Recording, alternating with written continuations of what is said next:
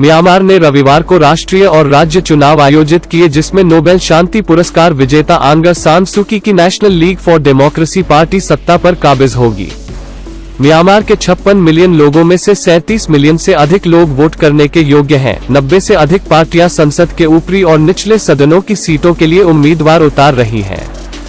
2015 के आखिरी चुनाव में एनएलडी की जबरदस्त जीत 5 दशक से अधिक के सैन्य या सैन्य निर्देशित शासन के बाद हुई। उन चुनावों को एक बड़े अपवाद के साथ बड़े पैमाने पर स्वतंत्र और निष्पक्ष देखा गया था। 2008 के सेना निर्मित संविधान ने स्वचालित रूप से संसद में 25% सीटों पर सैन्य रूप से अनुदान दिया, जो संवैधानिक परिवर्तनों को अवरुद्ध करने के लिए पर्याप्त था। यह साबित होता है कि अभी भी सच है। चुनावों की परिकल्पना कोरोना वायरस और इसे रोकने के लिए प्रतिबंध है, जो सामाजिक दूरियों और अन्य सुरक्षा उपायों के लिए सरकार की योजनाओं के बावजूद कम होने की संभावना है। आंग सान सू की पार्टी फिर से जीतने के लिए भारी है। हालांकि शायद कम बहुमत के साथ आंग सान सू की अब तक देश की सबसे लोकप्रिय राजनेता है और एनएलडी के पास एक मजबूत राष्ट्रीय नेटवर्क है, जो राज्य सत्ता के लीवर को मजबूत करता है।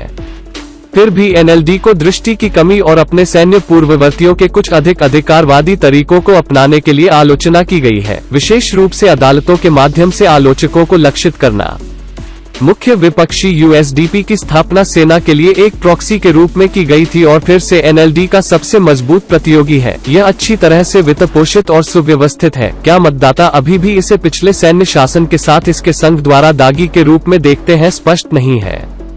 बहुत हद तक चुनावों को आंग सान सू की के 5 साल के सत्ता में जनमत संग्रह के रूप में देखा जाता है, जिस तरह 2015 के चुनाव को सैन्य शासन पर निर्णय के रूप में देखा गया था। आर्थिक विकास हुआ है, लेकिन इसने इस क्षेत्र के सबसे गरीब देशों में आबादी के एक छोटे हिस्से को लाभान्वित किया और लोकप्रिय उम्मीदों से कम हो गया। चुनाव आयोग ने कुछ क्षेत्रों में मतदान रद्द कर दिया, जहां सरकार के महत्वपूर्ण दलों के लिए सीटें जीतना निश्चित था। तीखी आलोचना हुई। इस कदम से अनुमान लगाया गया है कि 1 मिलियन से अधिक लोगों ने निर्वस्त्र किया है। आलोचकों ने चुनाव आयोग पर एनएलडी की बोली लगाने की साजिश रचने का आरोप लगाया है।